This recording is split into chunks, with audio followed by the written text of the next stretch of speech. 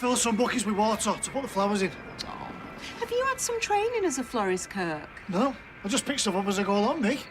Aren't you supposed to be in work and all? Well, Tracy said it was an emergency. Thanks, babe. Put the kettle on, will you? Sure thing. How do you do it? They should do studies on you. What's in this? Flowers? A lead pipe? Oh, put your back into it, you wuss. Mary can carry one of them on each shoulder. Mind you, she does seem to have the upper body strength of Fatima Whitbread. The talk of the street. Talk of the street. The talk of the street. Talk of the street. The talk of the street. Talk of the street. The talk of the street. Talk of the street.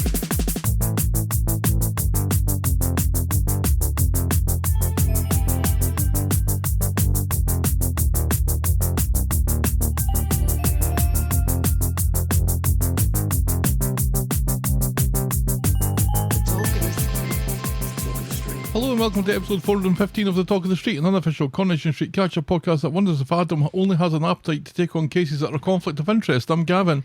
And I'm wondering, now that he has conquered General Hospital, when are we going to see John Oliver and Corrie getting slapped by Tracy? Did you see any of it? Yeah, I saw the scene of him getting off the helicopter, looking like a badass. I didn't see that one. And I saw the scene with him getting slapped. I saw him getting slapped. It was classic US soap opera man being slapped by women. Yes. Which I think was what he was looking for. I think he agreed to be in any US soap on the proviso that he was a villain and he had an amusing name and he was slapped. He begged to be. He was on 2, I think. He's supposed to be on Days of Our Lives as well, but I don't think those episodes have come out yet, right. Whereas the General Hospital ones have. It's hilarious. It was his wig. Because if I had hair, my hair would be like John Oliver's. Mm. The kind of salt and peppery, mostly salt. Uh-huh. But he's jet black. And, right, yeah. Could be worse.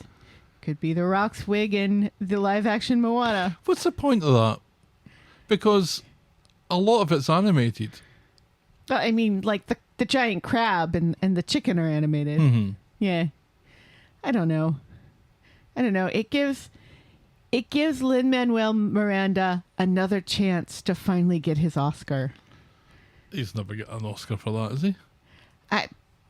He wrote a new song for it, so maybe... That's all he needs, man. All he needs is an Oscar. Why have we not given him an Oscar yet? Smashing the cultural zeitgeist here. General Hospital and the live-action Moana. Yes. I think that just about does it, doesn't it? That does it, yes. How are you this week? All right. Work is stressful, but that's okay. Oh, is it? Yeah. I can't seem to be able to explain to people how to take a good photograph. And how, half-drunk Coke bottles in the background does not make for a professional photograph for selling furniture in online auctions. Yeah, I would agree. Just be careful how you're explaining that to people. Yes, I know. No, I get it. And also explaining to Filipino people the difference between... What? Are you about to do a racism? No, the difference between American English and British English. And that we don't say boot here. We say trunk. Oh, boot's a Filipino thing as well? I don't think so. But, all of our researchers and other writers who aren't me for the online auctions all live in the Philippines. Wow, this is truly a global... Here's my button. You have a global button? Oh. Global auction talk. Yes. Yeah. I have to do a lot of editing when it comes to that sort of thing. And explaining the difference between snow and ice. And skiing and ice skating. Because they don't do an awful lot of ice skating in the Philippines. I guess not. No. Anyway, they're good people. I like them. They're very nice, and I was very concerned for them when there was that earthquake about a month ago in the Philippines. So, not that I'm not concerned about earthquakes elsewhere in the world. It's just I actually know people in the Philippines. Yeah. So, Look at anyway, you. how are you? I'm all right. Sweaty? A little bit sweaty. I had blood taken this morning. Did you? Mm-hmm. I didn't know about that. Who's taking your blood? I told you about this. Did you? Yeah, I said I'm going to need to go and get my blood taken tomorrow. I said it yesterday. Oh, I wasn't paying attention, Clearly. obviously. So I went and done that. I was very nice. told I have magnificent veins. Yeah. You don't have that bad boy, though, And I that you can said- see across the room. And I said, I'm glad I came. Because this is about me, Helen. And I said, I should come here more often. Uh-huh. But then I had to pee in a cup, and it went downhill quite quickly after that. Yes, well, at least your pee didn't have strep in it. I just forgot how to pee in a cup, it seems. Anyway, Did you make a mess? I made a little bit of a mess. Did you remember to wipe first to get rid of any, outside bacteria? I read the instructions. Okay. Then I had to put it in a wee safe. There's a wee Yes. safe in the room, which Yes. was weird. Built into the wall. Mm-hmm. Yes. It's better than in Charlotte. There's like a white bin right outside the bathroom door that you have to put it in so that your pee cup is sitting there next to other people's pee cups out in public as opposed to in a tiny wee safe. I was a little concerned because I hadn't really drank anything since maybe 8 o'clock the previous night. Uh-huh. And this was like 7 o'clock in the morning. Right. So I said, I don't know if I'm going to be able to go because I've already been in the morning. Right, yeah. I said, I don't know if You're I'm not going to be supposed able to to do go. that. You And got she to said, hold well, it. we'll give it a try. And I gave it a try. And I said, you know what? I surprised myself. They didn't offer to give you like a juice box? No. Oh. I got 2 juice boxes the last time. I was like, I'm not quite sure if I'm ready for this. You're a frequent flyer, though. A frequent peer. Anyway, shall we preamble, my dear? Yes, please. Give some of that urinary tract infection. Corrie News.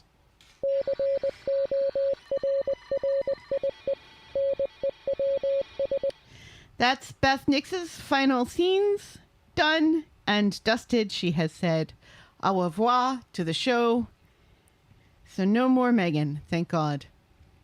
There was like speculation. Oh, is Megan going to come back? No, she's not. Because she It's did mention done. an appeal. It's done. She's not coming back. It's done. Appeals will happen off camera.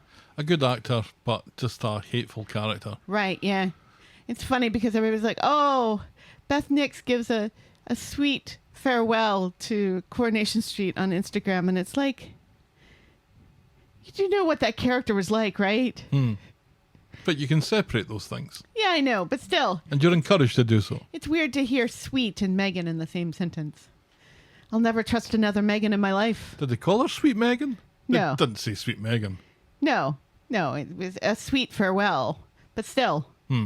Anyway, as Bill Roach continues to buy green bananas, he's filmed a spin-off show called Bill Roach's Life on the Street, which is a documentary about his 66 years on one television show, which is a record that will never be surpassed. No. Patricia Green died this week, and she was previously the UK's longest serving soap actor from The Archers. But now that she's passed away, Was she still on The Archers? Mm-hmm. The Archers is still going on television? it's never been on television, it's on radio. Oh, well, that's different. She's still an actor. Yes, not on TV, though. Anyway, I'm saying it's never going to happen again because the way streaming services and things like that work, there's never going to be any more shows that run for 66 years. No, they're not going to start something now No. that's going to run till 2092. Holy shit. That's Right? not going to happen. Yeah. If Disney can kill Doctor Who, no one is safe. And finally, Corrie bosses claim to be thrilled that the new £2 billion Man United Stadium will be built right near where the show is filmed. We're thrilled, they said. Thrilled. We're not mad. Please don't write that we were mad. And that's Corrie News. I don't think they were thrilled at all. I would imagine that they would not be thrilled, but they claim to be thrilled when asked for a comment. Can you imagine trying to film a television show right next to a stadium? And it's reportedly 100,000 people. Yeah. It's a big-ass stadium. It is a big-ass stadium with like... One would imagine there'd be a noise footprint to that. Just a wee bit, which is definitely going to be disruptive when one is trying to film. When nobody that I'm aware of anyway, I'm sure there are people who will know that I'm wrong and will be able to tell me how wrong. Uh-huh. But it's my understanding that most people on the show are not Man United fans and instead support the blue part of the city. Oh. What's the blue part of the city? Man City. Oh. Who plays for Man City who's in the World Cup right now? Haaland. Oh, that's right. My boy Haaland. A big friendly Viking. Yes. Hi-ho, Vic. Hi-ho, hi-ho. Hi-ho, Vic. Vikings are go. Or something. Yes. Who looks like a taller version of my 6 foot tall brothers. And also Sophie Tucker. Who nobody knows. And I'm not talking about the actress. Which brother does he look like? He looks a little bit like Rick and David because their dad was Norwegian. You're bum. You know, the blonde hair and the kind of chunky looking face structure and the cheeks. I so don't see it. Well, that's fine. And that's Corrie News. That's Corrie News. Go Norway. Although France is going to win. I would love to see Norway win it. A country of 5.5 million people winning the World Cup. I wonder what that feels like. Anyway, You'll never know. On that sporting note, let's move on to our feedback section that I like to call Everyone's a Critic.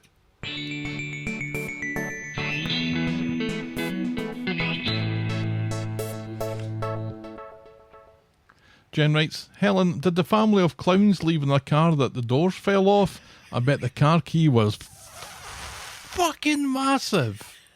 Unfortunately, I never saw them get into their car. Oh, that's a shame. Because they left before we finished our dinner.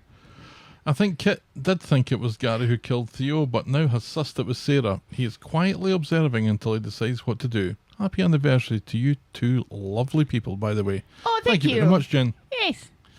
Once again, we get a missive talking about last week that I have already forgotten about. What was the clown thing? You don't remember me telling the story about going to BB Dairy as a child for dinner, and there was a family of clowns having dinner in BB Dairy when my family and I were eating dinner in BB Dairy? How could you forget I really don't remember. Story about something that happened in my childhood, which was so bizarre. What are you putting into my soda stream? I have no recollection of that. You have no recollection of me telling the story about a family of clowns eating dinner. Don't tell it again. I'll just listen to last week's podcast. Then Trish writes, it's stunning to me how you managed to do a podcast while simultaneously watching Argentina versus Cabo Verde. I appreciated it. What a match. Yes. Well, from my position, what I can see, and I will take a photograph of it right now, is I can see my little 2-screen setup is facing me as I sit and do this. So I was able to not exactly look over Helen's shoulder, but I could see it in the corner of my eye. Yeah, where I had to kind of turn my head to see it, which I do. Or I can see it in the reflection of the Skyfall poster behind Gav. A little light and upon magic there. Yeah. Gary writes, I assume you've already checked this out, but I can confirm that arboreal is indeed a word, meaning to do with trees. And in some ways, it's the Simpsons, I think, for knowing that. Keep up the good work, etc. Thank you, Gary. I did look it up. Yes. As I was editing, and was as surprised as anyone to learn that my made-up word wasn't a made-up word at all. No, it's a real word. Yeah. Well done. Thank you. Tina writes, something must be a little off with me because this is maybe the third week in a row that I've been pretty happy with the week of episodes. I'm interested in every storyline that's going on right now. I'd like that minuted, she says. Yes. I don't think I'm taking minutes. Because that's not necessarily true this week. Oh, no, she's talking about this week. Oh, this current week that we're going to be talking about. Mm-hmm. She was interested in the Christina storyline? I thought it was actually quite good. Yeah, fine. I was hoping for something a little more exciting out of Christina. Well, just you keep your... But we'll talk about that later. Thank you ever so much to Tina, to Gary, to Trish, and to Jen. I think I've missed somebody. Oh well, and somebody who I think I've missed. Feedback is always welcome. Send us your thoughts and I'll probably read them out if I remember. Get us at thetalkofthestreet@gmail.com, or our DMs are open at Corrie Podcast. Oh, we love it when people write actual letters to us. Send us your proper mail to the Talk of the Street, PO Box 12, Eaton Rapids, Michigan 48827. Please note that we reserve the right to edit feedback, but only in the interests of brevity. Now, guess what, Helen? What? We'll podcast for coffee. Woo!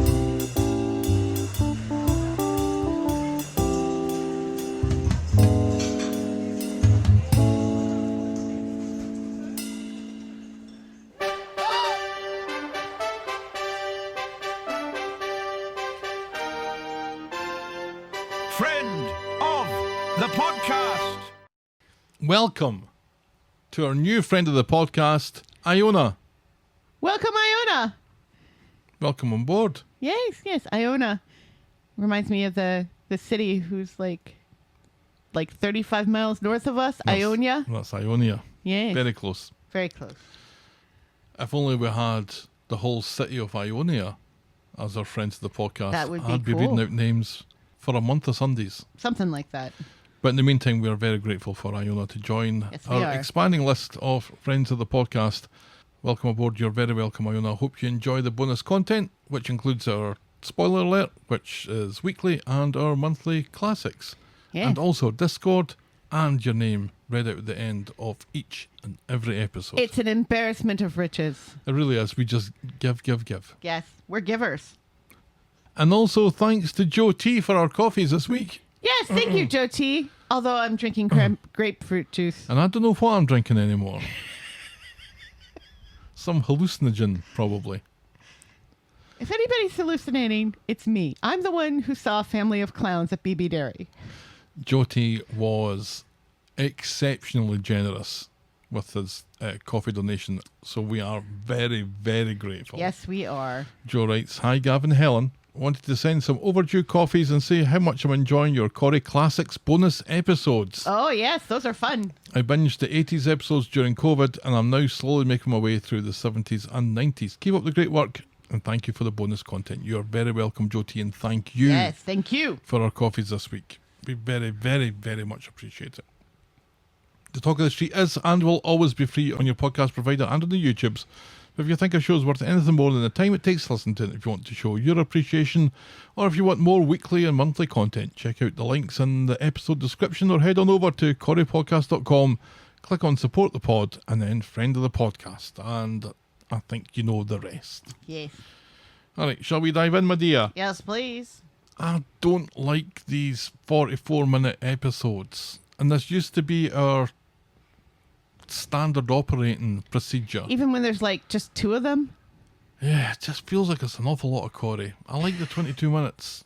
22 minutes, I'm watching it, I have my breakfast, and it's done. I get to my work. Life continues. 44 minutes almost makes me a little bit late. And I can't get up any earlier in the morning than I already do. No, you can't. Anyway, our first storyline this week is Old and Mouldy. Old and Mouldy.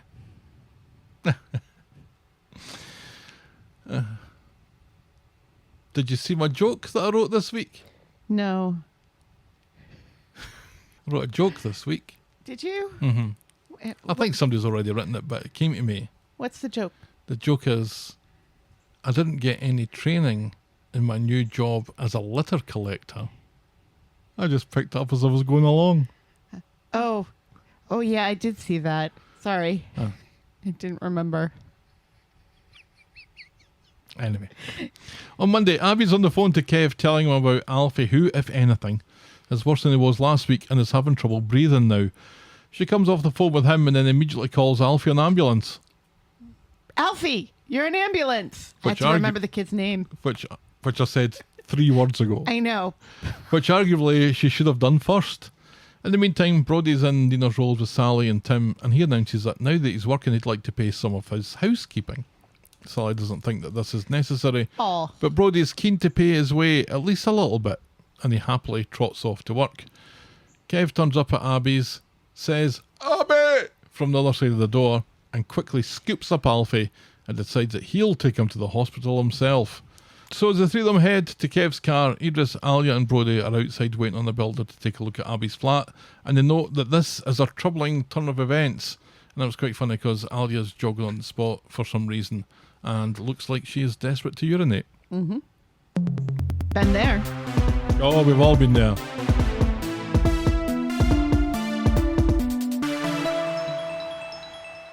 Carl has caught wind of all this drama from Tyrone, and he turns up at the hospital and casually asks if his presence is welcome, as he still cares about Abby and Alfie. The world's weirdest Scottish doctor and creepy nurse decide to do some tests on wee Alfie as a matter of urgency. In the flat, Idris and Brody find the mould behind Alfie's bed, and Idris realises how serious this is. Back at the hospital, Alfie's condition is causing concern to the weird Scottish doctor, and plans are made for further tests and for him to be moved to the high dependency unit. So Carl decides to be a nice bloke for once and heads back to the flat to get some essentials. Idris, meanwhile, has gone back to speed dial, and he learns from Sally how sick wee Alfie is, so he hightails it to the hospital.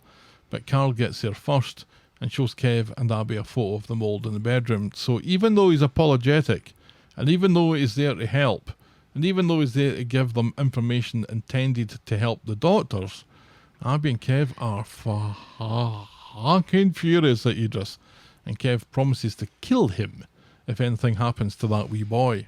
Yeah, I'm still wondering, because that mold had to have been there before they put that bed in there. For some time. Yeah, it's been there a while. Back at speed dial, Idris is pretty concerned about all this and chats with Alia and Leanne, and he announces, and here comes the kicker, that he bought the precinct flat without getting a survey. Which I don't know if that's possible or not. Yeah, it seems dodgy. Everybody wants a Why survey. wouldn't you? Because everybody wants covered legally.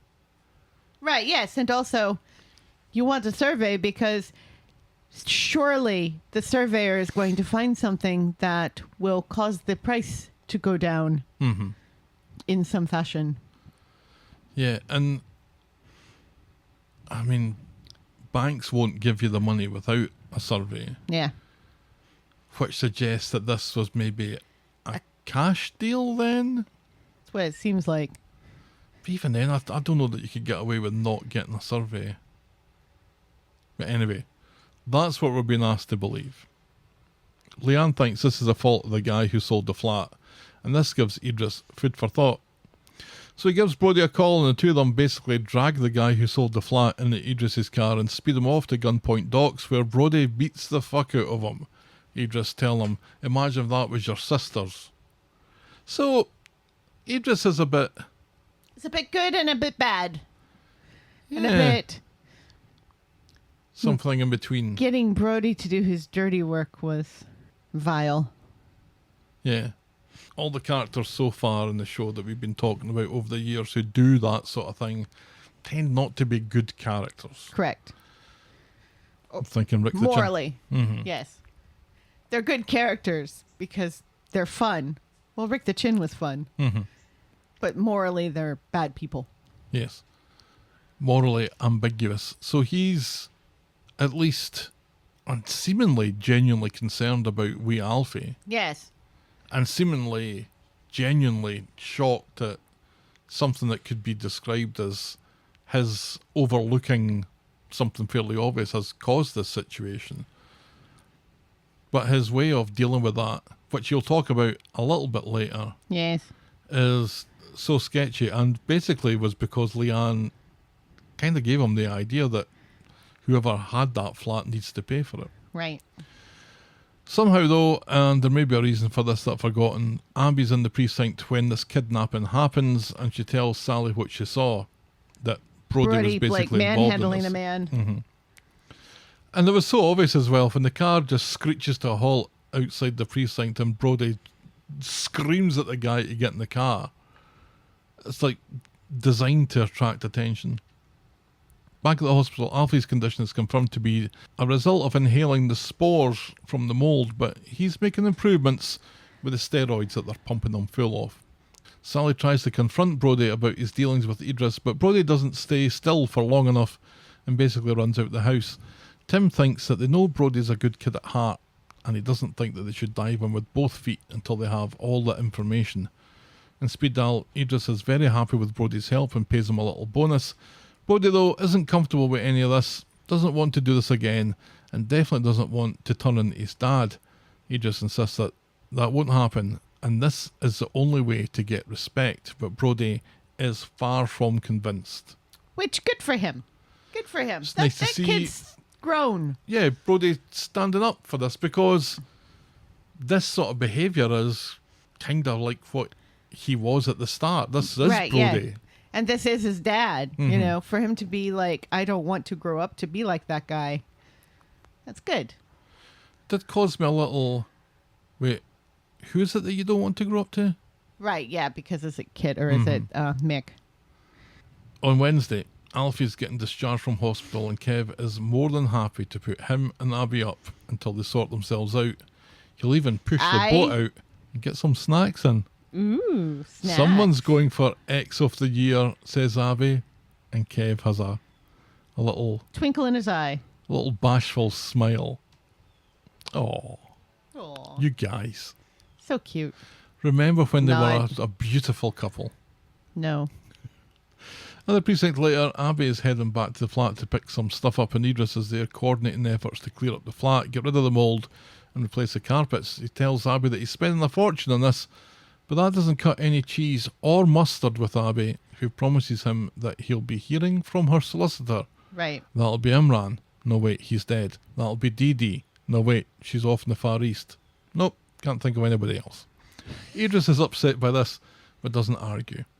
Idris's day doesn't get any better when on the street he's accosted by Carl, who wants some satisfaction here and threatens to tear Idris a new asshole.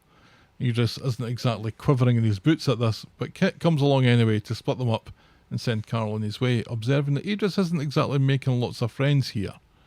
In the pub later, Idris is hanging out with Brody as they play darts, and he goes to the bar to get drinks when Kit comes in and chats with Brody, who introduces him to his new boss. "Oh, we've met," says Kit, and he refuses the drink that Idris offers. "I thought you said your dad was in prison," says Idris. "It's a long story," says Brody. Which is funny and true. Yeah. On Friday, Inina Rolls Adam was arguing with Alia about how responsible Idris was for Alfie's hospitalisation. Sally butts in, saying that she agrees and mould is no laughing matter. She then orders Brody to open the door for her, which is why people have kids. That was funny. But she's right. But nobody was laughing at the mold. Nobody thinks this is hilarious, Sally. No.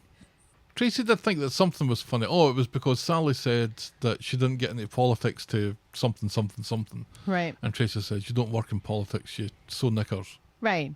Yeah, but she did at one time, Tracy. And also, she's never killed a man, so shut the fuck up. Right. And Brody was also, "Oh, stop it, Sally, this is embarrassing, man." Yeah. But I think it also feels nice to have somebody stick up for you publicly. Sally speaks with Abby to get an idea of what her plans are for this legal action. Abby says that she's been looking up lawyers, but she can't afford one. Sally suggests Adam, who she reckons is quite some distance away from being Team Idris. So in the pub, Sally, And Abby says, wouldn't that be a conflict of interest? Abby basically explains why. She says, Yeah. "Oh, pull the other one, Sally. Adam's not going to be interested. He's dating Alia, who is Idris's cousin." Right. Then looks at the camera and winks. Right, yes. So in the pub, Sally, Abby and Adam meet up, and he reminds the two of them that Idris is Alia's cousin, so he can't help them with their claim. Abby shows him a picture of Alfie sick in hospital and asks how he would feel if it was Harry. Which one? Asks Adam. The first one, says Abby. Or Bertie. Which one? Says Adam. The first or the second one, says Abby. It's better when you laugh out loud, though. I couldn't laugh out loud. I had grapefruit juice in my mouth. Would have gone everywhere. That's what she said. We'd all be pink. So, the Harry one was funny. fuck it, I'm in, says Adam. Idris must pay.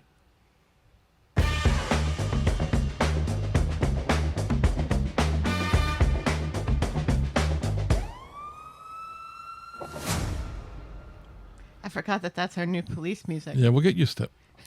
Kit gets to work to find Adam already there, thanks to a man who tries to tow away an ATM with a Nissan Micra.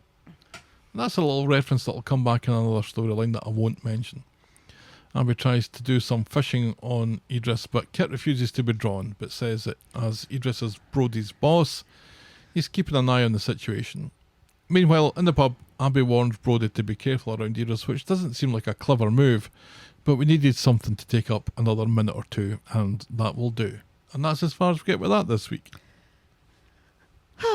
Yeah, so another storyline where Abby is a victim.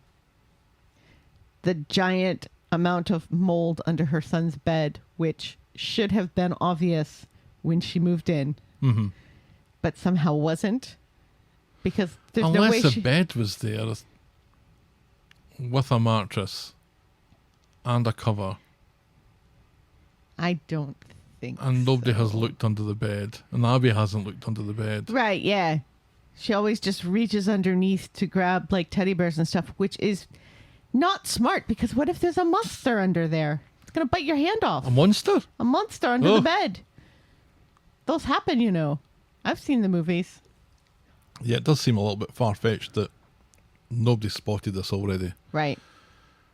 If it was just like a little line of mold, which would have still been bad, it would have been more believable. If it's as bad as that as well, it makes you wonder that it's a little surprise that it's only there. exclusively concentrated in this one area that is hidden by a duvet. Yes. As Sally said, black mold is no laughing matter, so... He recovered well, though. Yeah. Recovered quickly once the... What did you think of the strange Scottish doctor and her sidekick? I don't really have an opinion. I didn't think the Scottish doctor was all that strange, just Scottish. She didn't introduce herself. She said, "I'm the consultant paediatrician. Now, Alfie, what's up with you, young man?" And then the nurse just seemed to float over from Is she a the ghost? back of the room. She's a ghost. Oh, he's a ghost. Oh, he's a ghost. It's the 21st century here, Helen. Come on now, keep up. Nurses can be men. I apologize. But I just assumed that when they first got there, the Scottish doctor said her name. So this is just a reintroduction because Carl's there now and he wasn't there before. So she's just reiterating her No, I place think this in is the first time that the Scottish doctor has spoken to Abby, because she asks some very basic questions about him potentially having asthma and things like that. It was just it was either strangely shot or something was cut out of it that made it seem weird. But Do they have to pay her more if she's a named character? I don't know. I don't think so. They couldn't be bothered thinking up a name for a Scottish doctor. I can't remember, the nurse said something. He made a noise. I remember that. Because she orders the tests and he just writes something down and then floats away. And then she orders some other tests and he says, and then floats away again. I don't know. It struck me as being strange. What on earth is Adam thinking about here, though? The show is thinking they can't afford to hire another lawyer character at the moment.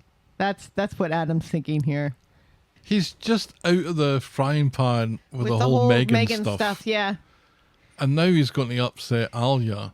Right. Although, I No. Is Alfie going to be upset about this? I don't know how close she is with Idris. Here's the thing, though.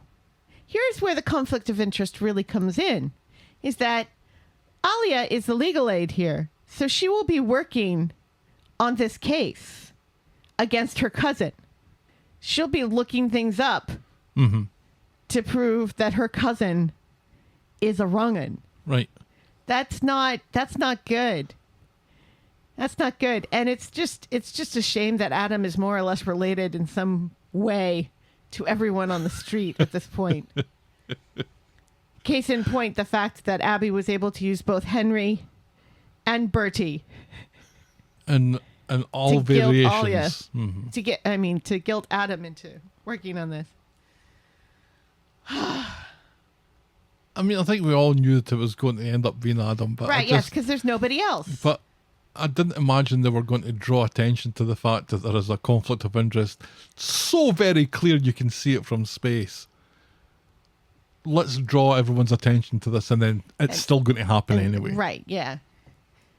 Which I imagine will be a problem later on because they've drawn attention to it. Oh well. We will move on to our next storyline. Still feuding. This is your favourite thing, Helen. This is a storyline where Cassie and Tracy get to feud some more. Yay! Oh, so it's time for everyone's least favourite recurring and never-ending storyline, which is a feud between Cassie and Tracy. But before we get into that, Helen, we're distracted by Tyrone and Fizz chatting about how much they enjoyed getting all the sex the other night. And then Cassie rolls That's up nice. with a bad back that Fizz jokes might be due to her getting fucked 6 ways to Sunday from Steve, which makes Tyrone throw up in his mouth a little bit. Not just a little bit. Comes down his nostrils. In the pub, that's what she said. In the pub, Steve and Cassie interrupt Fizz and Tyrone's attempts at romance and join them in the booth just as Tracy comes over to talk to Steve about Amy's graduation. I end up having some sympathy with Tracy here, because Cassie assumes that she's got an invite, but there's a 2-person limit, and Steve apologises for not telling Cassie this, but this still manages to piss Cassie off, and she gives Tracy some snash, who responds in kind, explaining that she simply wants to talk to Steve about their daughter and has no need or desire to speak to Cassie here. Yeah. And that was true. It was fair enough. This particular bit, and only this particular bit, is reasonable. Yes. Because Tracy says something that's uncharitable, and Tyrone, who's sitting there, says, hey, you can't speak to my mum like that. And Tracy's like, I don't want to speak to your mum. About this anything. This is the point. Right. So the two of them continue to bicker until Steve calms the situation by offering them both alcohol. Yeah, that works. This annoys Cassie further as Steve didn't have her back, and she says that she wouldn't be surprised if he still has feelings for Tracy. Do you think he still has feelings for Tracy? I think Tracy still has feelings for him. I think so, but I don't think Steve does. I think Steve was fairly burnt by the whole Tommy O thing. Yes. I think we were all burnt by the whole Tommy O thing. I liked the Tommy O thing. Right. Yeah. And then it ended, and he'll never be back. No. Next day, Cassie goes round to number 1 to see Steve, and Tracy winds Cassie up some more by flaunting her red knickers from the washing. Right, and trying to get Steve to pick them up. Which is why I think Tracy still has a thing for Steve. Cassie goes home, or is she just trying to wind Cassie up some more? Cassie goes home to interrupt Fizz and Tyrone again by complaining about Tracy. A frustrated Tyrone tells her that she's always going to have to deal with Tracy because of Amy, so it comes down to whether she and Steve love each other. So, as Tracy gets into Tim's cab, Cassie goes to the cab office, and she declares her love, but she doesn't know that the conversation is being broadcast to Tim and Tracy, and Tracy basically has Tim in a death lock to keep him from switching it off. Right. Cassie knows that Tracy is a Hasn't fucking... this happened already? Hasn't this very thing happened already where conversation between Cassie and Steve is overheard by Tracy because somebody still has their phone on accidentally? I feel like this has happened already. Not with a proposal, obviously, but that this has happened, that Tracy has heard something incriminating or embarrassing that Cassie says because of a telephone not being logged off. I think she's definitely heard something over the switch before. Maybe that's what I'm thinking about. But still, it's basically the same thing. Oh, yeah.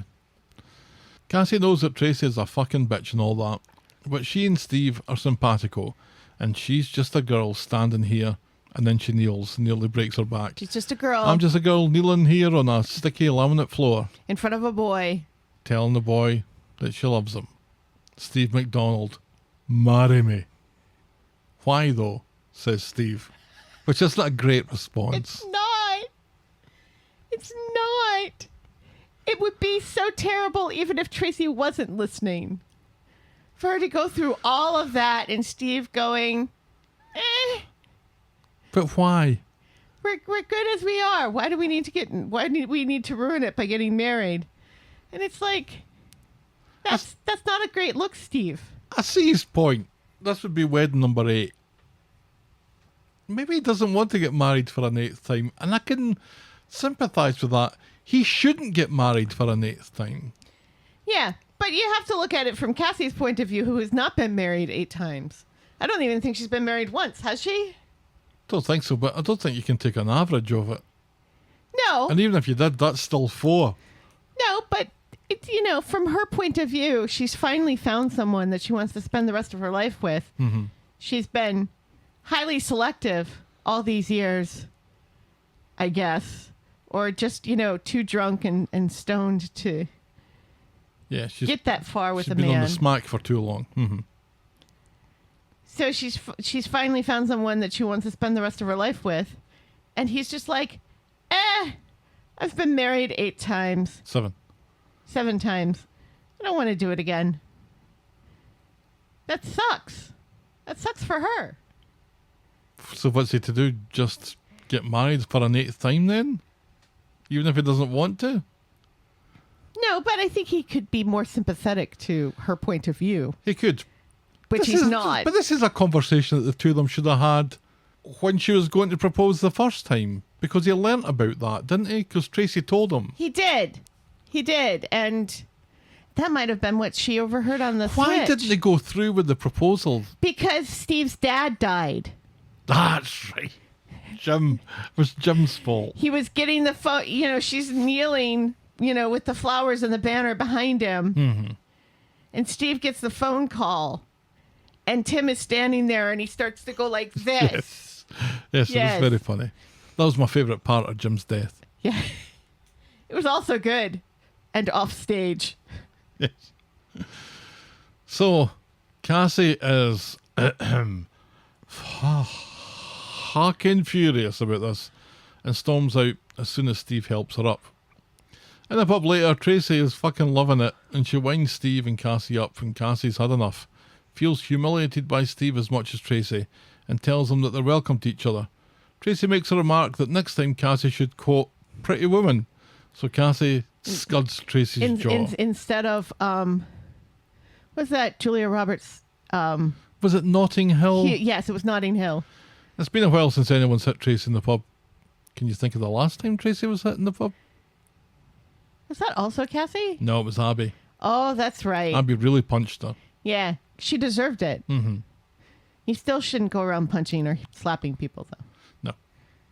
And when Tracy's like this, and I think we complain sometimes when Tracy's not like this for a long period, we kind of miss this bitch Tracy. Right, yeah. But when you're in the middle of it, it's fucking annoying.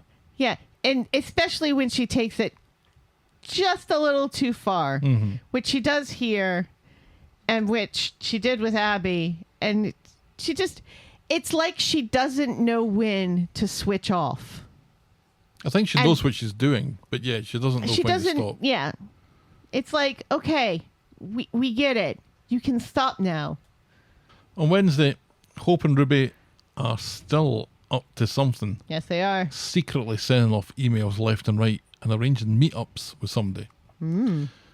This is still a mystery to Fizz, but Hope insists it's a good secret, and Fizz and Tyrone are going to love it, and all will be revealed tomorrow. Separately, Cassie is regretting the scene that she made in the pub the other day and reckons that Steve will be affronted by the whole situation. Tyrone says it's not about how much you fuck up, it's about how you handle it afterwards that counts. Wise words from Tyrone. Thanks, Oprah fucking Winfrey, says Cassie, lifting a line of dialogue directly from the Scottish Book of the Dead. She goes to see Steve, but he's helping Tracy move a delivery in at the flower shop, and Tracy is helping Steve get rid of a cheeky wee green fly on the end of his nose. And Cassie sees this and loses her shit at it. Tells Steve that he simply must go and fuck himself. She heads to the rape hotel and starts getting bloated on happy hour voddies and cokes. And she gets chatting to a guy that's on his own who's of a similar age, and they have a bit of a laugh. But when Cassie is 4 sheets to the wind, she becomes sure that she recognises him from somewhere. He says it doesn't think he'd forget her if he'd seen her before because nobody's down in vodka like that. She wants to take the party upstairs, but he's hell no. He needs to call it a night as he has a busy day tomorrow, and when Cassie becomes indignant about this, he tells her that it's not becoming of hookers to loiter in hotel bars anymore, and it's far better for everyone concerned if she would conduct her business online. She yells at him as he leaves, but then she sees the name on his bar bill, Ross Wilkes. What the absolute fucking hell, she seems to say with her eyebrows. He's also not very charitable to her, because he says, I was only talking to you because I felt sorry for you. Yeah, and it's like, that's not a reason to talk to somebody. And also, why were you feeling sorry for her? You don't even know her. I mean, it could be worse. He could be another Mel, who we haven't Mal? seen. Yes, Mal. Who we haven't seen in ages, and that story never really concluded. Months, no, because Bernie went on holiday and then... He saw them getting out of the cab after their holiday, and then we never saw him again. You know, so it could be worse. He could become like a stalker, like poor Bernie had with Mal, who has disappeared. Did Sarah kill him too? I don't know that he's coming back. No, I don't think he's coming back either. That. And yet that story never really concluded. Well, how did it conclude? It concluded by Mal trying to set fire to... Oh my God, remember he was dousing the downstairs in petrol while the upstairs was on fire. Well, it's not the smartest tool in the while the upstairs was shed. Smoking, we never saw a single flame. Mm-hmm. I think it's meant to be smoking though. It's meant to be on fire. Yeah. I think that was the denouement, the big exciting part of the drama. Right. Yes. But then it was afterwards that Bernie and Dev got home from their vacation, wasn't it? Because weren't they still supposed to be on vacation? No, it was Roy who wasn't supposed to be there, and then he was there. Mm-hmm. And Jody saved his life. What a mess that was, really. What an absolute mess. Right, yeah. It kind of feels like they just kind of gave up on it because it was so messy. And we're supposed to forget Jody about involved in it. It's like, why was Jody getting involved in this? And Jody was already involved in it. Right, yeah. Because she was the one who stirred Mal up in the first place. Right, yes, exactly. It's like that woman that Ken was supposed to have a relationship with that we only saw once. Let that go. No. On Friday, Cassie tries to sneak home after a night alone and drunk at the rape hotel, but Tyrone is at the door in a flash. Where the fuck have you been? We've been worried sick. Which was quite funny because it's the switch. It's the son with the mother, yes.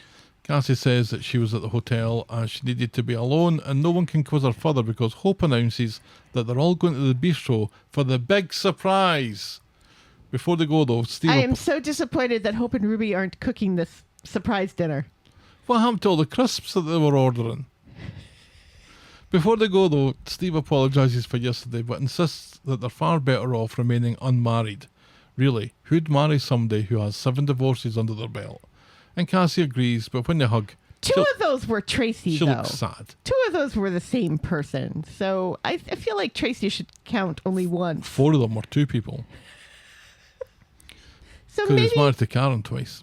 So maybe, Steve, Cassie's the one that you'll stay married to and not divorce and then remarry again. It's always possible. You're an older man now. He's looking really old. Oh. in the pictures for next week, I was like, geez, Steve is slowly starting to look like my father. Yeesh. Snog, It's all the marry, grey. avoid, remarry, remarry, Remarry. divorce, Shag. behead. In the bistro, Hope explains to Tyrone that she harvested his DNA, sent it off to a dodgy website, and there was a match to his biological dad. Tyrone's mouth drops open, which probably explains how his DNA was so easy to harvest. Ruby's right there. They could have used just rubies. Hope says that she pretended to be him and arranged a meeting with his dad, and that meeting is happening, checks watch, right now. And in comes Ross Wilkes, the guy from last night. Oh. Here's Daddy. Ross quickly learns, though, that Tyrone had no idea about any of this, but he takes it pretty well, saying that he always wanted a family, always wanted a son, which makes me wonder why he gave his DNA to this dodgy website in the first place. Maybe that's why. Or maybe it was just like a gift. That's how Ancestry.com got me, because my brother bought it for me for Christmas. Tyrone, though, isn't so sure because he didn't have a clue about any of this. He reminds us of what he knew about his dad, which was that he and Cassie only met once. Like big old ships in the night, says Ross. Cassie can't deal with any of this and rushes off. Now, I don't know if we know this or not. And it seems that Tyrone doesn't know it. But what I've read from somebody's in the paper here is that Ross effectively is a child rapist. I saw that in one place and I was like, what? What? And I tried to remember how old Cassie was when she had Tyrone. And I know she was on the younger side, but I didn't realize that she was under 18. She was 15 when she started prostituting. Right. When her dad died? Was sick? Oh, was it her husband? No, her boyfriend. She was passed around blokes when she was underage. And I think that Tyrone is the fruit of that. But I don't know if we know this yet. And also, we find out that I don't think he was one of the people that she got passed around to. I think this is afterwards when she was on drugs and needed money for drugs, and so became a sex worker to pay for drugs. Because he explicitly says that he paid for her. She was 15 when she became a junkie. Right. But I don't think she was 15 when she was pregnant with Tyrone. I think that's what the insinuation is here. I think that's what they're saying as the official line. And yet I've only seen that in like one article. I think it was in the Metro. Yeah. That's the only place I have seen anybody talk about this as he raped her. So I think that she was underage. So I think there was the insinuation of that this must have happened because she was. See, I think that they did say that she was underage and a junkie and involved in sex work. I think they have said that, but I don't know that they've said that Tyrone was the result of that. Right. Yeah. So she was still in the UK when she had Tyrone because yes, Evelyn was aware. She went to South Africa. So this is before South Africa. South Africa, get your musica. Yes. And this is why we don't have any friends of the podcast from South Africa. That's one of the many reasons. But I don't know that she was. I feel like Evelyn would have said something about her being only 15. I think Evelyn did, but I can't be sure. You know what? You know what would make all of this better and be less confusing? If Evelyn was in the show right now. Yeah, we could speak to her. Because she would straighten this Ross guy out right away. Oh. I have a feeling, though, that this is how Cassie gets written out of the show. I think so too. Yeah. So our weekly call to the hive mind of our audience. What, to our knowledge at this point, going into this storyline, is our official understanding of Cassie round about this era of being 15 and her giving birth to Tyrone? Is this common knowledge? Or is this something that is yet to be insinuated or cleared up? I just feel like if it was, it wouldn't just be Metro reporting on this in this way. And I haven't seen anything from the show talk about. And also, we just got done with a pedophile story. I really don't want to just jump right into another one. No. But they're like buses, aren't they? So, Cassie's rushed off. Tyrone goes to go after her, but before he can leave, Ross holds him back. He wants to swap telephone numbers. No offence, says Tyrone, but I'm a bit old to suddenly need a dad. Ross gives him his number anyway. So Tyrone finds Cassie at home and she makes her feelings on Ross clear. She reckons that he's a wrong 'un and Tyrone is best without him. But later, Cassie bumps into Ross in the corner shop just as Asha's phone rings. I need to take this, says Asha, so I'm going to go through the back here, so promise you won't steal anything. Cassie thanks Ross for not saying anything about how they met. Ross says that he doesn't want his son to know that he paid to have sex with a common prosy, but he does want to get to know Tyrone, and he tells her to do everything that she can to make that happen, otherwise he'll be forced to spill the beans. Cassie doesn't really try at all to do this, so when she sees Ross next in Nina's roles, she tells him that Tyrone is stubborn and still doesn't want anything to do with him. Try harder then, growls Ross. Cassie leaves and we see that Tracy was sitting there and has been there for some time, and maybe she overheard some of this. And she introduces herself to Ross, saying that she's a friend of Cassie. So for friends like that. So later, Cassie and Tyrone are nipping out for a speed dial when, who does she see? It's Steve, Tracy and Ross all sitting at the big table having dinner. Take a seat, says Tracy, grab a poppadom. And it seems that Ross has been making a positive impression on her and Steve. And then she crushes the poppadoms.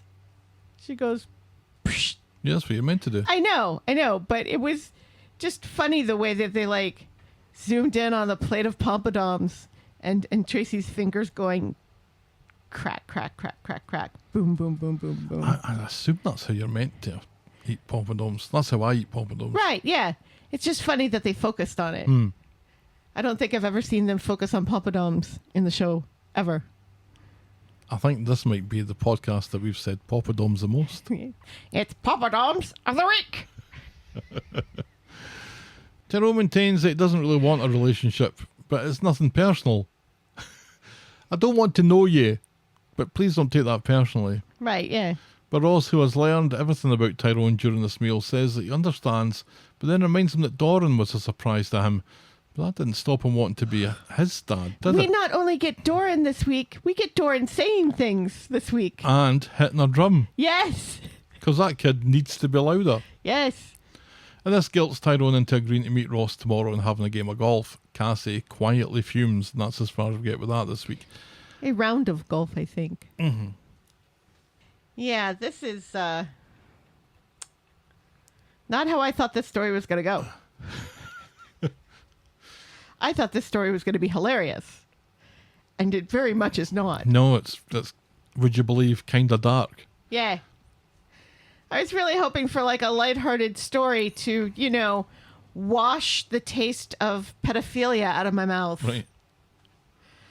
But it's like such a doom and gloom week all over again. It's like now we want more misery, only with different families off the street. Cassie didn't recognise Ross. At first, but no. recognised his name. Yeah. Well, I mean, this was like 42 years ago. Right. And she only saw him once. Mm-hmm. It's kind of very coincidental then that all that sort of happened then, isn't it? Yeah. Yeah. It's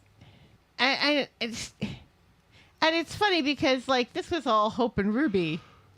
But then mostly Hope, I think. But then the storyline just goes in a direction where we're not talking about the fact that Hope and Ruby did this without Tyrone's consent and used his DNA, because initially, when I first heard about it, it's like Ruby will have used her DNA and stuff.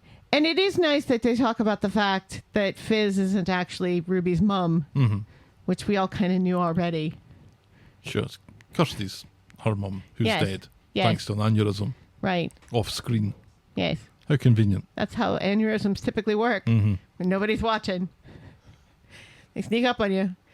But, and I mean, there's a lot of what Ross is saying that makes sense in the whole Tyrone scheme of things. And it's also funny because, like, it's only been, 6 years since he found out that Cassie was his actual mother? Oh, I don't think it's even as long as that. It was before the pandemic, wasn't it? Because Evelyn came on the show before the pandemic. I don't think we necessarily, were introduced to Cassie 6 years ago. Because remember, Evelyn at first told her that Cassie was dead. Mm-hmm. So first he finds out that he has this grandmother that he didn't know he had. Then he finds out that his birth mom is dead. And then he finds out that his birth mom isn't dead, and in fact is alive, but is a junkie. Mm-hmm. And now he finds out that this weird dude is like his dad. It does feel a little bit too much to put on poor Tyrone's shoulders. It does. However, I appreciate the fact that Ruby has picked up her father's fashion sense and was wearing a top that said Nantucket on it. Yes, there was a young man from Nantucket out here. Yeah, and that's best where it ends. Best left alone, that young man or the old man. And the Doran thing seems to just be a continuation of that of genetic confusion. Tyrone's surprise family. Right. I didn't know I had a gran. I think my mom's dead. My mom's alive. She's not who I believed was my mother the whole time. I have a son who's Romanian that I didn't know existed. And who doesn't speak Romanian. No. Or even have a Romanian accent. It's been 15 months since that wee boy's seen his mum.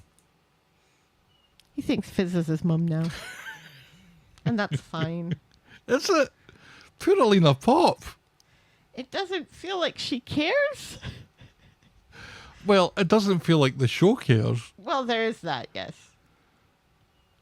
And remember, I mean, this is my version of that old woman that Ken was supposed to have a relationship with. This is my version of that. It was just some bloke that dropped Doran off on Fizz's doorstep that day. It wasn't even Alina that done it. No. Because Alina was still at home with a flooded house.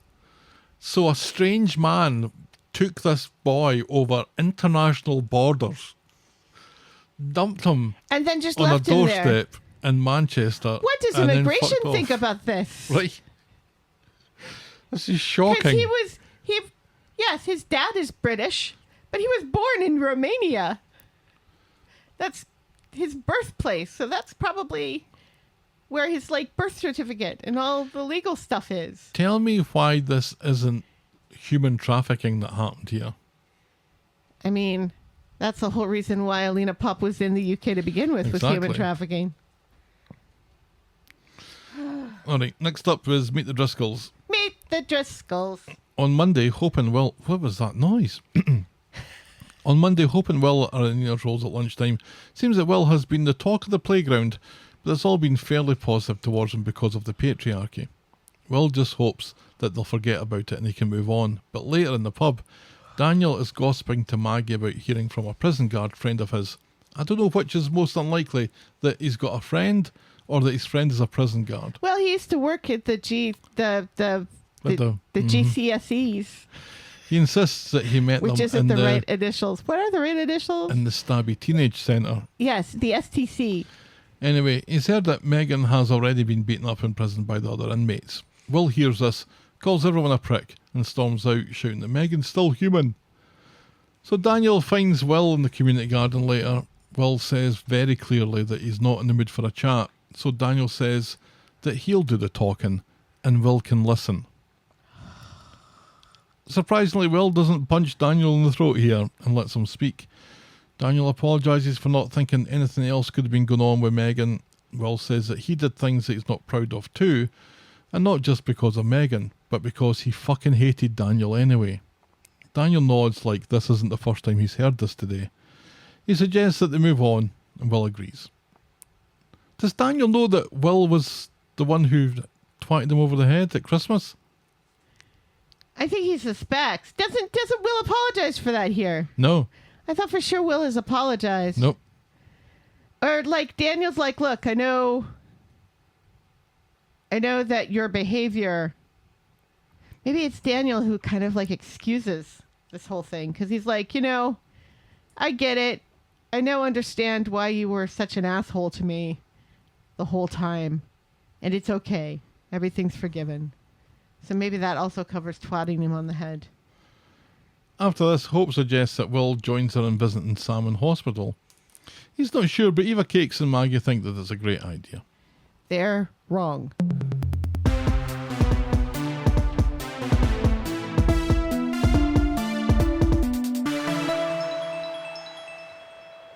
So in hospital, Hope tells Sam about Will's potential visit, and a little surprisingly, Sam thinks this might be useful to clear the air, and it pleases him that Will seems to think the same way. If it hadn't been for all this, Sam says, he thinks that he and Will could be friends. But then Hope gets a text from Will saying that he won't be joining them. Oh, says Sam. Well, I never liked the lanky shitbag anyway. On Wednesday, Will is back from therapy in a bit of a mood until he sits down in the back room of the Rovers and farts so loudly that he definitely followed through. No, this is Susie's idea of humour, and as it happens, mine. Yes. She planted a whoopee cushion on the chair. She did. And hoped to catch out Ben. Because this is a 1980s teen sex comedy. Will laughs like a drain at this and then announces that he's off for a run, but he'll get his revenge on Susie in this life or the next. Eva Cakes is just happy to see Will smiling, something that he didn't notice, something that he didn't do a hell of a lot of in therapy. Later though, Will comes in and announces that he's done with running. He can't turn over a new leaf and start again if he's running and being reminded of Megan all the time. And that's as far as we get with that this week. Yep. And I'm like, I think it's probably best if he doesn't run anymore. Yeah, I mean, when is this ever going to be part of a storyline again? Now that he's not stooping his coach. Mm. Put all that behind you, Will. Move on to something else. Yes.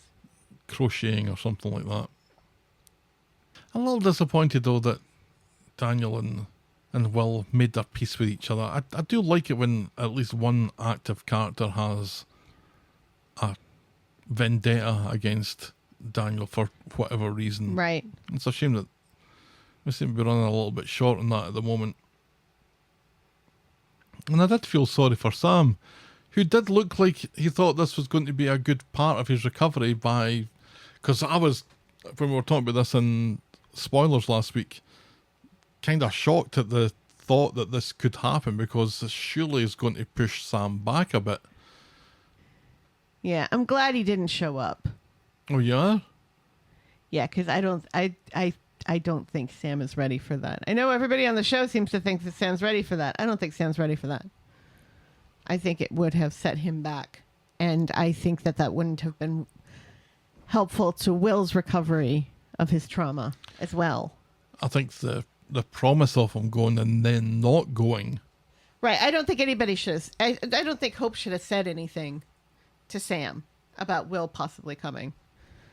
I think she should have just waited, and if he showed up, then I don't think that it was the right move for everybody. Like, oh yeah, that would be great. I don't think so.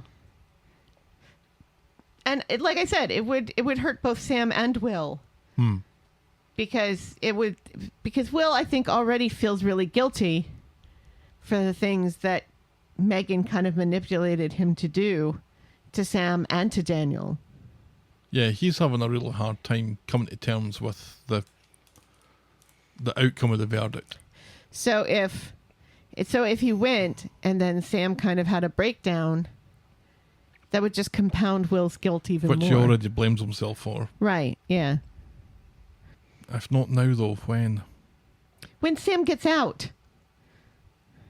Oh, that's an enormous thing, an enormous part of the whole problem, just sitting there waiting dormantly.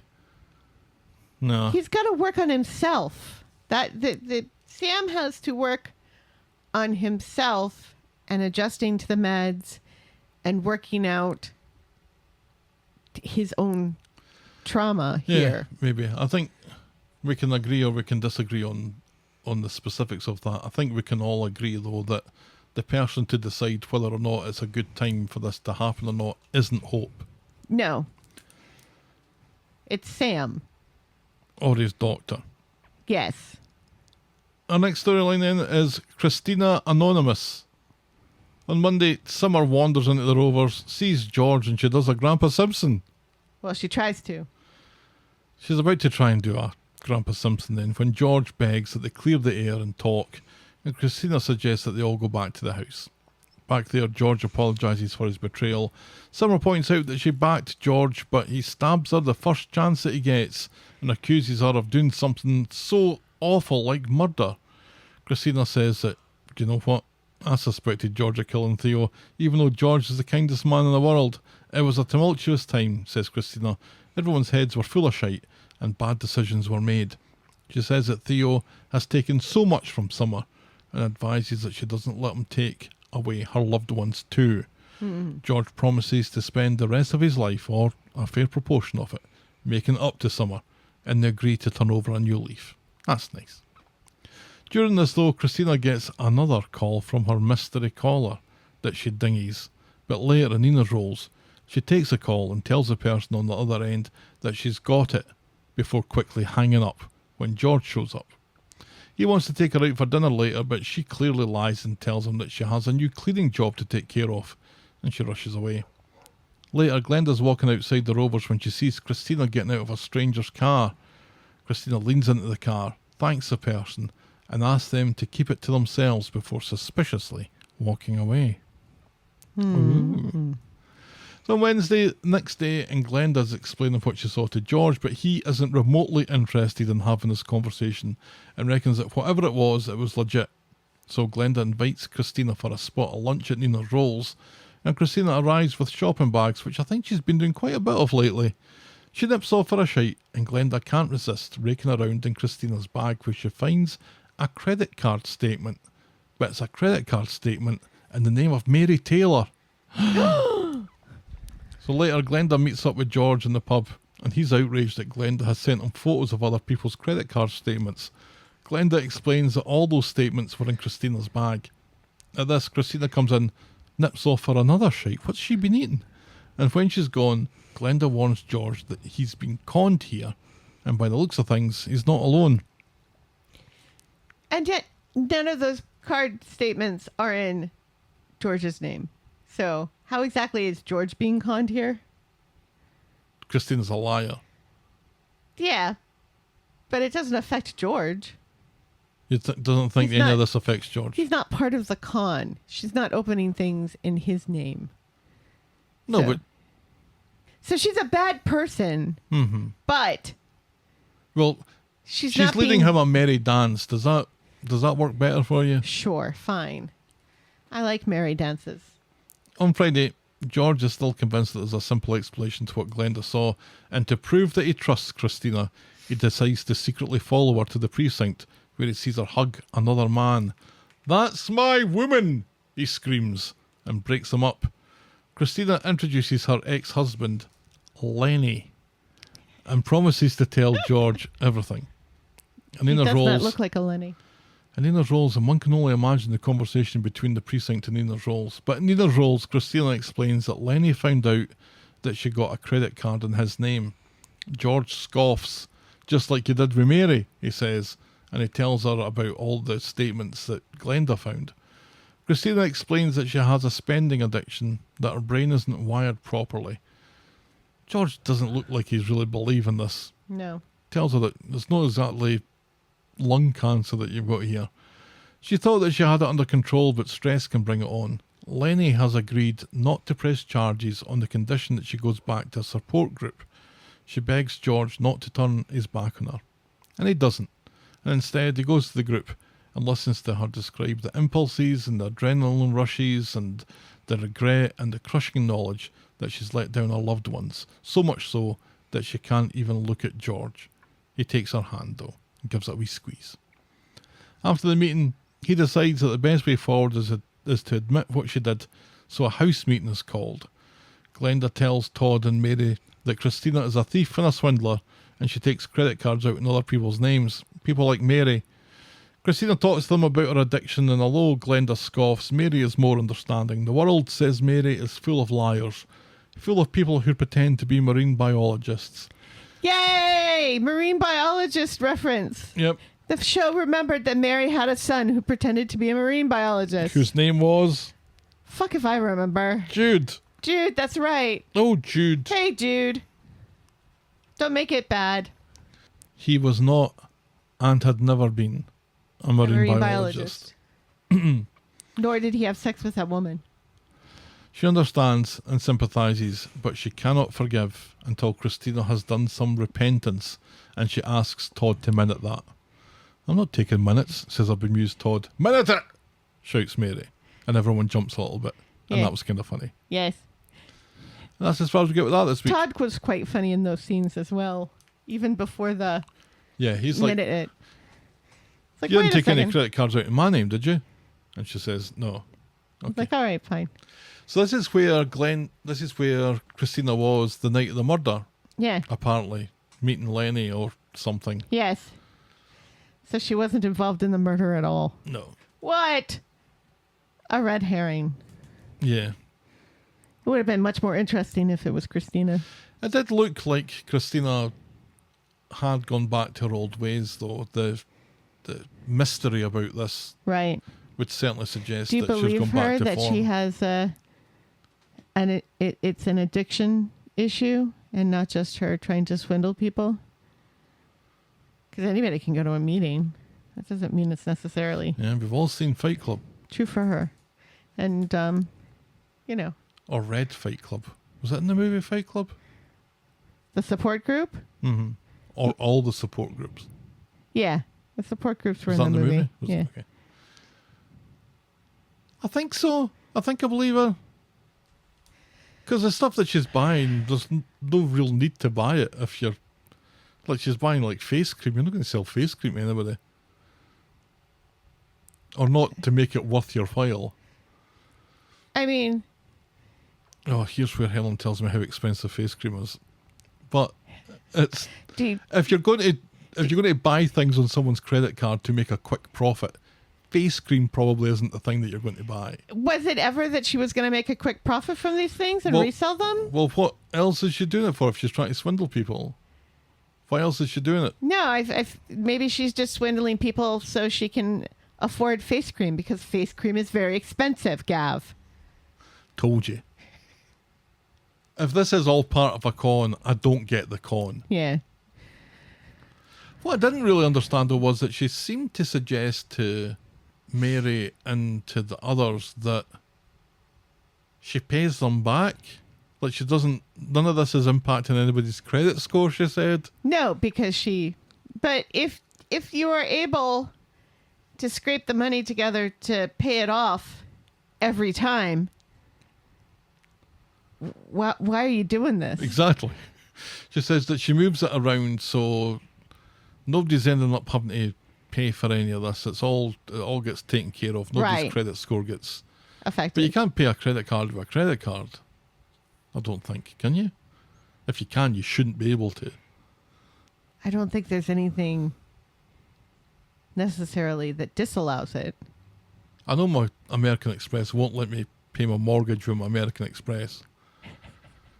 Because there's a great way to get lots of points. And that's probably why they won't let you do it. Yeah. But no, It just I was like, ooh, we're gonna get this juicy Christina story. What is Glenda found in this purse? Who are the mysterious phone calls? And then it's that she has a shopping addiction. Oh, it's a hugely damp squib of a revelation. I agree. Don't get me wrong, I sympathize people who have addictive personalities that manifest in this way. Because I know clinical addictions don't have to be just to chemical things you put in your body. You know, because there's the shopping addiction, there's sex addiction, there's gambling addiction. It runs the gamut. So I get it. And I guess it's interesting they're addressing this sort of thing and the fact that, you know, there are people that she loves that don't believe her that this is a disorder in her brain that causes her to do this. There are people who still don't think of addiction as a disease. Right. Even like alcoholism. There are people who don't think alcoholism is a disease. Right. And it's an Nobody's ism. forcing you to drink. It's an ism, for Pete's sake. It is a disease. It's a disorder of the brain. People's brains make them do things that are wrong all the time. But while I can sympathize with it, I was expecting something a little less kind of meh. This seemed to be the most obvious explanation. So when it turns out to be the actual explanation, it's difficult not to be a little disappointed in that. We bet. But what it did give us was a fantastic bit of acting, though. Because I believed Christina, I felt her pain, and it was reminding me of a spell in my life after my dad died and I'd inherited his money. And I was living on my own in a flat in Falkirk, and I wasn't particularly happy at that point in my life. And you hadn't met me yet. Clearly, and I would take like £100 out of the inheritance, and I'd spend it on something stupid like a couple of PlayStation games or something, and then you'd feel the buzz of having something new, and then the horrible crash of, well, this is a complete and utter waste of money. Why did I do that? So I can absolutely understand the thing that she was talking about. I think that's true. And as Mary says, people act on impulses badly all the time. Right, but I don't feel like it's impulsive. It feels more like it's compulsive. So, as most of these sort of addiction disorders are. Yeah. You know. And it's also, I will give it this. It's nice because it gives Mary something to do, which Mary hasn't been given something to do in a very long time. No, and she absolutely... I really enjoyed her. She absolutely crushed it this week. That was great. What was it that she was singing? She was singing a wee popular song, and I thought it was quite amusing as well. Yeah. But her whole minutes thing was... Yeah, it was great. Was inspired. Yeah. All right, our final storyline tonight is Theo No Pulse. On Friday, Swain goes round to see Todd to give him an update on the Theo case, and the update is there is no update. Todd couldn't give a fuck, and this seems to surprise Swain. She was expecting him to treat her... Like to bite her head off.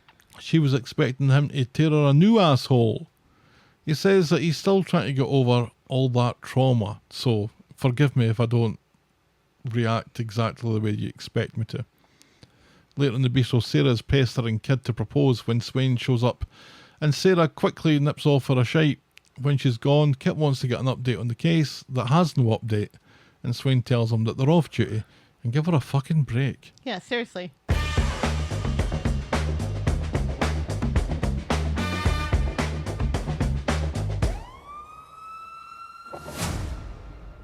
At the station the next day, Kit's high on caffeine and no sleep, and reckons that Todd's reaction must mean that he's worked out who killed Theo.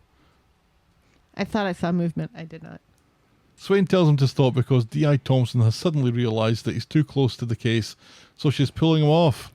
But not like that. And bringing Lady Detective D.C. McLaughlin in instead. McLaughlin.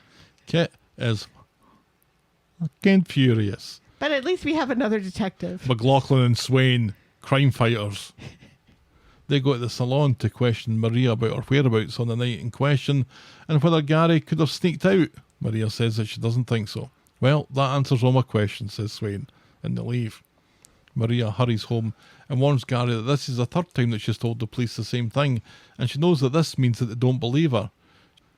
She believes that he isn't having an affair, but begs him to tell her what he's hiding. He says that he can't. He denies that he killed Theo, and says that he doesn't know who did.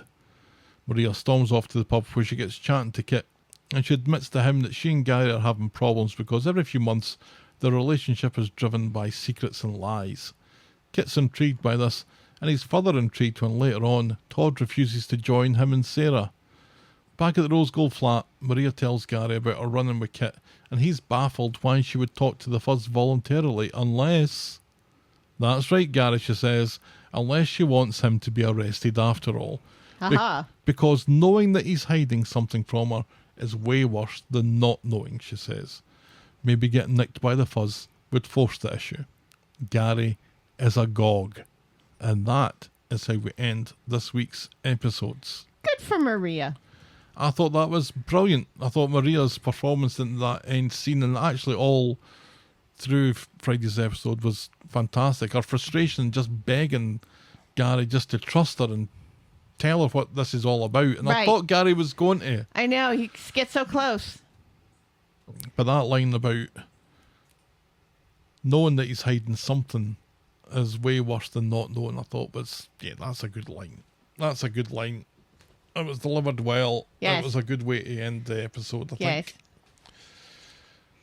Oh, when's Gary going to confess? It's nice that Maria somehow has decided that they weren't having an affair. Mm-hmm. I don't know what evidence she's using necessarily, besides Kit saying, I'm not worried about it. You shouldn't be worried about it. He says, though, that they're not having an affair because if they were, he would know about it. It's a bit of a circular reference there. After Lauren slags off his detecting skills, which was funny. She's getting too big for her boots. I liked her with like the little kerchief on her hair, though. It reminds me of didn't Deidre used to do that? She did in that episode that we watched for Classics. She's got one of those little kerchiefs to get the Spanish sun off her hair. So yeah, it felt very kind of old school and everything. I don't see her getting the better of Kit, though, in a battle of wits. And it seemed that she had his measure. And that's disappointing. It feels like an awful lot of that was just bants, though. Especially since it ends with, "Do you want your usual?" And he says yes. And then that's the end of the conversation. Also, it was really funny that she's like, "Do you see her there?" And then Kit says, "Well, she could have nipped off for a shite." Mm-hmm. Exactly. So rather than being a smart arse here, Lauren, just answer the question. Is Sarah here or not? I don't know.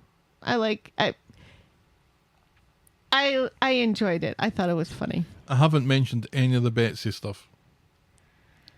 There's not really a lot of Betsy stuff. I don't think so. That's why I didn't mention it. Wanting to sit in speed doll and stare at Dylan while he does his work. Now, when this came up in the spoilers last week, it sounded the creepiest thing ever. And it was perfectly fine the way it came out. Well, yeah, we don't get to see her like staring at him from the corner with a flower pot in front of her face. That would have been the moment of the week right there. Yes, it would have. I just think they're just dragging this out far too long. And I know that at some point in the future, Kit's going to frame Gary. Mm-hmm. Isn't he? Yes. Kit's going to frame Gary so Sarah gets off. Right. But not like that. And also like that. So, yes, because let's all remember, Kit is a bent cop. He has been from the very beginning of his introduction here, with the T-shirts and Bethany's hair. There's no way in the world that he's going to let Sarah go down for this. No. But not like that. But also like that. Well, you never know your luck. No. I don't know how that would work, though, because he is very tall. She wouldn't have to go down. Anyway.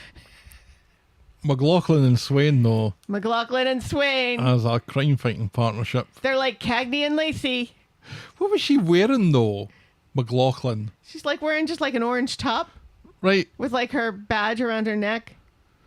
Just wear an orange top. She looks like the temp. And she doesn't say anything during this whole conversation between Lisa and Kit about Kit being taken off the case. She did doesn't say sorry, mate. No, she doesn't say anything until Kit says, who are they putting on it? And then she says, sorry, mate. Instead of stepping in immediately saying, hey, it's my case now. Look at me. Look at me. I'm the detective now. I thought that... No, there's the racism. I thought that she was going to end up being a DS and outranking Kit. But she doesn't. They're both DCs. So they're both on the same level. But apparently, the cut of McLaughlin's jib does not impress Kit one little bit. Because she's a woman. Let's not forget. And she's also dressed like a temp. I mean, technically she is. She's in for this one storyline, and once it's done, she's out of here. I hope we see more of her. I hope we see her as Swain's partner. I don't know if detectives have partners in the UK. Like Starsky and Hutch or Cagney and Lacey. I don't know if that's a thing in the UK. Like if you have like a regular Right, yeah, partner a regular partner that you ride around in your patrol car and make snarky comments about. One of you is young, the other one of you is just about to retire. Right, and one of you is bent. Sometimes, if you're Denzel Washington in a car with Ethan Hawke. And one of you is Mel Gibson. I don't know if And that one of happens in the UK. And one of you is Donald Glover, who apparently has dementia now, which makes me sad. Sorry to bring the room down. Well, that was the week that was Coronation Street. It was. Well, that was the week that was Coronation Street. Helen, tell me, what was your moment of the week? I said minute it. Yeah, I think so too. It was just so unexpected. And I'm not always a fan of What they make Mary do. giving Mary just random shit to say. Sometimes it works and sometimes it doesn't. Sometimes it feels a bit forced, but this was funny. For a very specific reason, and that made it good. And damn it, she wanted that minuted. That is our moment of the week. Our moment of the week. Boring moment of the week. Is it Daniel pulling Will out to have a chat when Will very specifically says he doesn't want to have a chat? Or is it Daniel talking about Megan getting beat up? That felt kind of inappropriate, and especially like out loud and in front of other people. Is it Susie with her whoopee cushion? See, I liked that because Will smiles for the first time ever. Will smiles. Is it the tea towels? Is it Todd uses too many tea towels? Mary complaining that Todd uses too many tea towels? It'd be hilarious if moment of the week and boring moment of the week were from the same conversation. Well, I'll do it then. That's our Boring moment of the week. I wasn't quite sure what the complaint was. That he used too many of them? Instead of using one? A cloth? Seemed to be our... Or... Because he uses too many of them, so he's making too many spills? And it also sounded like she was talking about not a kitchen towel, not a dish towel. The paper towel. The Bounty, the sucker-upper. Using too much of that. Was it? I think so. I thought she said kitchen towels like tea towels. Yeah, but she didn't say tea towel, she said kitchen towel, I think. Right, but that's not a paper towel. Yeah, I think so. Because I call our tea towels kitchen towels because they live in the kitchen. Yeah, I don't think Mary lives in her kitchen though. No. Yeah. Where's the shame? That'll do. That's her moment of the week anyway. And we don't ask Twitter anymore. We don't fucking care what anybody on Twitter thinks. Fuck Elon Musk. 2 ways to Sunday. I'd go further. I'd say 3 ways to Sunday. Ah. Once in the year. You might like so we that don't though. ask them what they thought of this week's episodes, but I'm going to ask you, Helen, and I'm going to ask you to follow procedure and give it a score out of 10. You know, it wasn't bad. I thought it was It decent. was decent. 6.5. Yeah, I'd agree. 6.5. Yeah. Seems fine. Maybe not quite as good as last week, but I thought it was fine. I was a little bummed out that the Christina storyline wasn't, something really big and outlandish.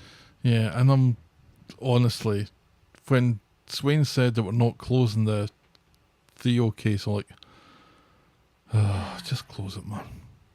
She said it's reached stalemate. Unsolved. It's not stalemate. The trail's gotten stale. I don't think she said stalemate. She did say stalemate. It's come to a stalemate. She absolutely said stalemate. Okay. And I'm like, this wasn't a stalemate. Well. Anyway. She's a police officer, not an English major, Gav. She should be. And you are neither. She should be both. All right. Let's wrap this one up then. This episode was brought to you with thanks to our friends of the podcast.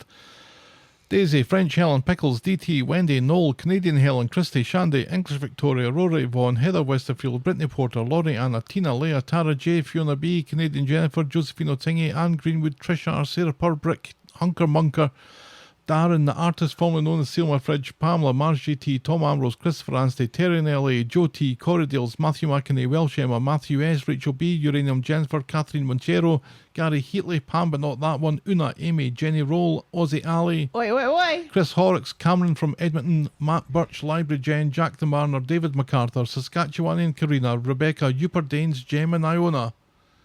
Thank you ever so much, folks, for being a friend of the podcast. What a list. Super appreciate it. What a list. If you've ever regretted a 2-for-1 vodka offer, write in to tell us about it. We're the Talk of the Street at gmail.com, or we're at Corrie Podcast on Twitter, Facebook, Instagram, Threads and Blue Sky, or you can reach us the old-fashioned way, the Talk of the Street, PO Box 12, Eaton Rapids, Michigan 48827. Our spoiler show will be available shortly after this one, and in this month's classics we're talking about Ladies in Spain. Part 1. Get access to this exclusive content by becoming a friend of the podcast. Find all the links at corriepodcast.com and be sure to check out our pop culture sister podcast, The List of Lists. Again, with the white country and western people. Thanks for making it to the end of another episode, and we will be back next week with more Talk of the Street. The Talk of the Street, y'all. Bye. Cheerio.